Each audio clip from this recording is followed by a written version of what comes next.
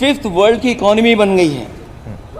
लेकिन अध्यक्ष मोदी, ये सरकार क्यों छिपाती है कि अगर ये हमारी सबसे लार्जेस्ट इकोनॉमी, अगर हम 5वें नंबर पर हैं, तो हमारे देश की पर कैपिटा इनकम, प्रति व्यक्ति आय हमारे किस स्थान पर पहुंची है। और हम लोगों ने तो अध्यक्ष महोदय देखा है कि अगर दिल्ली की सरकार ने कहा होगा कि $5 ट्रिलियन की इकोनॉमी बनेगी, तो जहां से प्रधानमंत्री जी चुन करके आते हैं, वहाँ का प्रदेश के सरकार भी कह रहे कि हम $1 ट्रिलियन इकोनॉमी बना लेंगे। देश की इकोनॉमी कहाँ पहुँच गई, पर कैपिटा इनकम क्या है। लेकिन अगर उत्तर प्रदेश की इकोनॉमी को अगर $1 ट्रिलियन की इकोनॉमी बनना है तो कम से कम 35% की ग्रोथ चाहिए। मुझे नहीं लगता है कि 35% की ग्रोथ उत्तर प्रदेश पा पाएगा। हम हंगर इंडेक्स में कहाँ खड़े हैं, नीचे से कहाँ हैं। जो 5th लार्जेस्ट इकोनॉमी की बात कर रहे हैं, वो इनइक्वालिटी के पैरामीटर पे कहाँ खड़े हैं, वो हैप्पीनेस इंडेक्स में कहाँ खड़े हैं। और जो लोग चुनाव को अपने तरीके से मोड़ते हैं, मैं उन्हें कहना चाहता हूं कि अध्यक्ष महोदय, इस चुनाव के परिणाम ने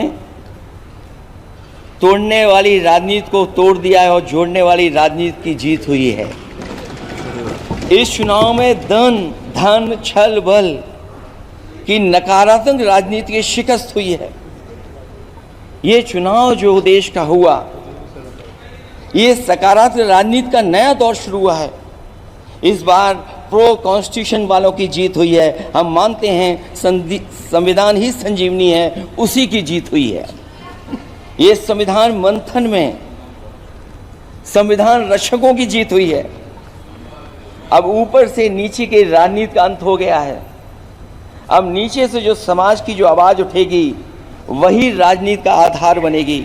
मैं कहना चाहता हूं कि देश किसी की व्यक्तिगत महत्वाकांक्षा से नहीं, जन आकांक्षा से चलेगा।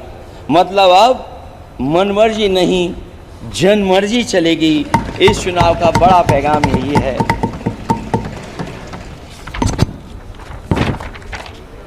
अध्यक्ष महोदय,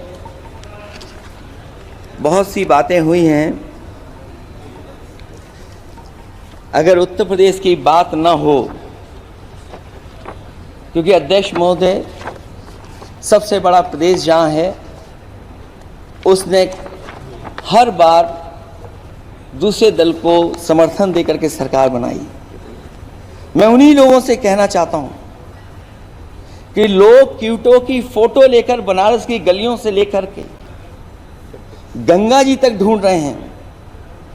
उनको लगता है जिस दिन माँ गंगा साफ हो जाएंगी, शायद उस दिन कहीं क्यूटो उसकी गोद में कहीं मिल जाएगा। बनारसी लोग चाहते हैं कि कोई गंगा जी के भी तल में उतरकर उसका दर्द भी जाने। उत्तर प्रदेश की जनता का बस यही आग्रह है कि जिस गंगा जल को हाथ में लेकर सच कहने की कसम खाई जाती है, कम से कम उस गंगा जल से तो झूठ ना बोला जाए।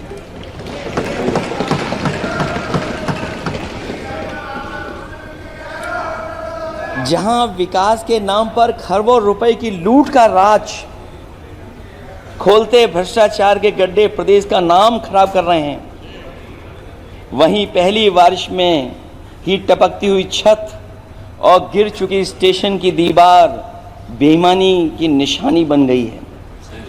अध्यक्ष महोदय,